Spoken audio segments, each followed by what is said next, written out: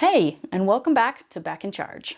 In this video, I want to talk about a new way to think about anxious, worried, and intrusive thoughts, because I think it helps set up a more successful approach in your next steps to overcoming them. If you've watched my other videos, you're not going to be terribly surprised that I'd like to introduce this way of thinking using a metaphor. All right, I want you to imagine throwing a really great party, whatever your ideal party would be. Big or small, loud or quiet, watching the rivalry game with lots of loud commentary, binge watching The Office, or playing Settlers of Catan. You've worked hard to put together a seriously awesome party, and it feels really important for everything to go smoothly. And so far it is.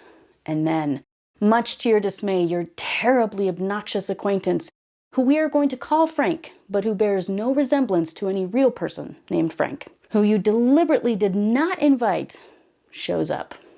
He has now graduated to an official party crasher. Let's talk for a minute about hallmark features of a party crasher. A party crasher is someone who shows up to a party uninvited and typically unwelcome. They likely did not get an invitation for a reason, because you were worried that they would spoil everything.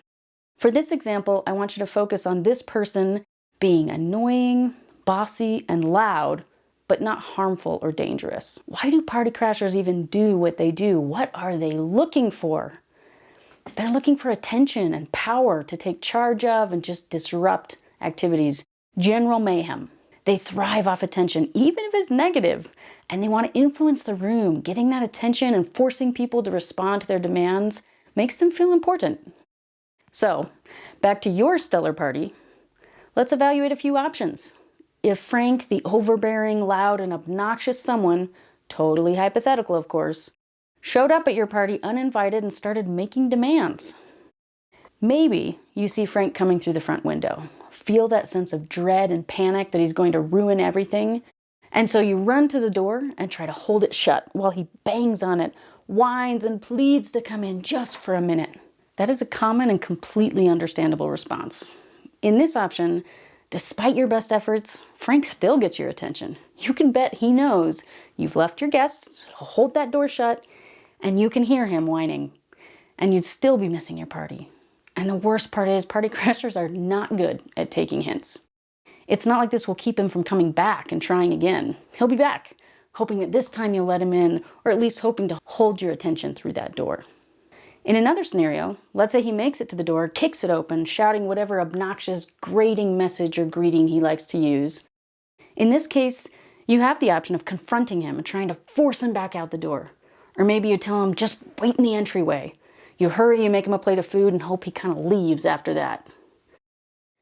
With this option, even if he doesn't stay, as long as he might have otherwise, you still have to attend to him, listen to what he's ranting about. He notices that attention and gets a sense of importance because you've left your party to listen to him. Unfortunately, he'll be back, likely with messages just as loud or grating, and maybe even loitering a little longer. Or he shows up, bursts through the door, and insists he just needs to talk to you about an emergency or something really important. You're torn because it must be important for him to crash your party, right? Because you temporarily forget that that is just what he does. He always says everything is urgent. So instead of trying to shoo him back out the door, you agree just to hear him out, just for a minute.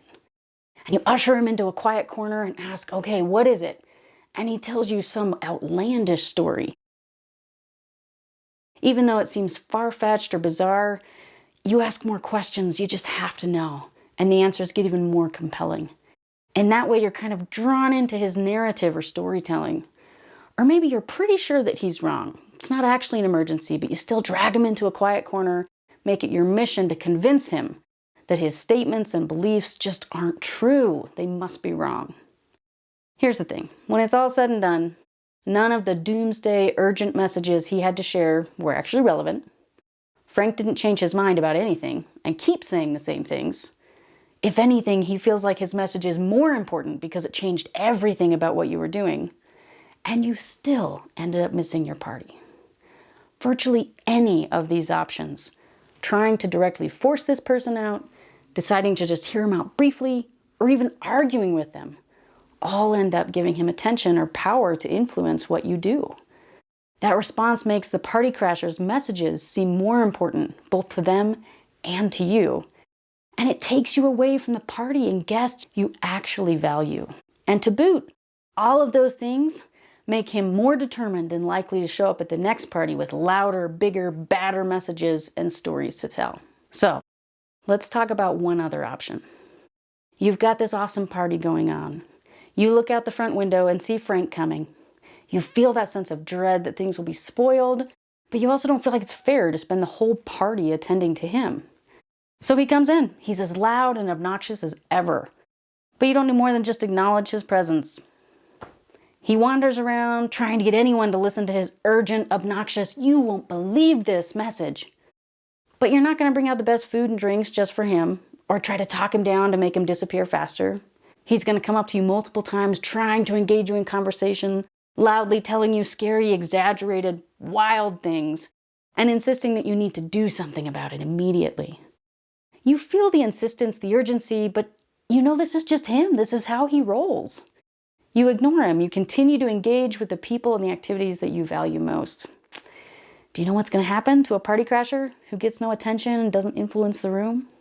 Well, first, he's going to get louder. More obnoxious, more insistent, more intense. The stories and messages will get more exaggerated, more wild. And then, when none of that works, eventually he'll start taking breaks. And believe it or not, at some point, he'll wander back out of the party. And the less attention he gets each time, the less frequently he'll come back. So now, let's transition to worried, intrusive thoughts. Big reveal here. I want you to imagine your worried, anxious, and intrusive thoughts as uninvited party crashers. I know, big twist.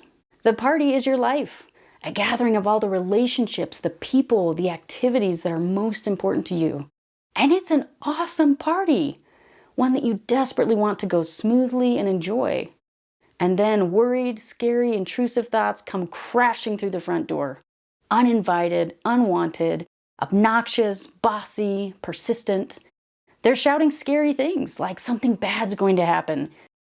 You did something terrible. You're going to die. Everyone is going to reject you. Or any other sort of death and destruction messages. Or sometimes those thoughts come in holding big, high-def images of scary or disturbing things. These thoughts bring with them a whole posse of uninvited feelings like fear, worry, disgust, even guilt and shame. And instead of having a kind disclaimer at the bottom of their messages that say, like, by the way, these types of worries and thoughts are actually pretty normal, they're going to insist that they are the most important people at the party. And even the fact that they showed up in the first place means something bad is going to happen. And they will absolutely demand your attention and insist that you follow their instructions right now to make the discomfort, the feelings that come with them, the thought itself go away or prevent the scary thing from happening. My guess is you have already tried holding the door shut, blocking them out, seeing them coming and saying, "Stop, stop, stop," or trying to wrestle them back out the front door. "No, I won't think of you today. Go away. Get out. Not here." Or maybe you hurriedly drag them into a corner and have a whole conversation. "Okay, we've talked about this. Tell me what's wrong." Basically trying to think the thought to death. Or getting into an argument of why the thought must be wrong. "That's not true. I told you I would never do that. That would never happen. Statistically, that doesn't make sense." Or maybe taking the thought's advice and doing something to try to make it better. None of those things have worked. Those thoughts and feelings keep coming back for more attention and that sense of importance they get when they're able to influence what you do. Really, any engagement with the thoughts, dissecting the meaning, following their orders, asking others for reassurance about them. "Hey, do you see this thought? Do you think it's true?" Any of those things give them attention, make them feel and seem to you more important over time, and even make them more likely to come back. So where does this leave us? How do we deal with a bona fide, super obnoxious party crasher trying to take charge and disrupt your life? It leaves an approach where you recognize the thoughts for where they are. "Hey, I see you." Notice that they're there, but keep your attention and focus on things, people, and activities that matter to you. Essentially ignoring the tantruming and carrying on from the worried or intrusive thought. It will not instantly go away. But by learning to recognize and tolerate it being there without responding to it, instead just letting it wear itself out, you're trading getting more immediate relief for longer-term freedom to make your choices. Those thoughts may still come around more often for you than others, but over time, as you learn different ways to respond, or rather not respond, they may get a little quieter and a little less persistent. In the future, I'll keep releasing videos for what those next steps are and different skills and tips of managing those, but I really think this is a helpful way to think about it to set yourself up to take those steps. If you're interested in a 4-step plan now on how to manage unruly worries and thoughts, take a look at my course on taking charge of intrusive thoughts linked below. While it's geared slightly more towards symptoms consistent with obsessive-compulsive disorder, the same plan can be applied to any intrusive, disruptive worry, including fears about health, safety, social functions, separation, and more. Also, please like and subscribe if you'd like to see additional videos about understanding worries and fears, ways to respond, examples of what this might look like with different types of fears, or any of your own questions. Please post questions if you have them in the comment section, or drop me a line at backincharge.com.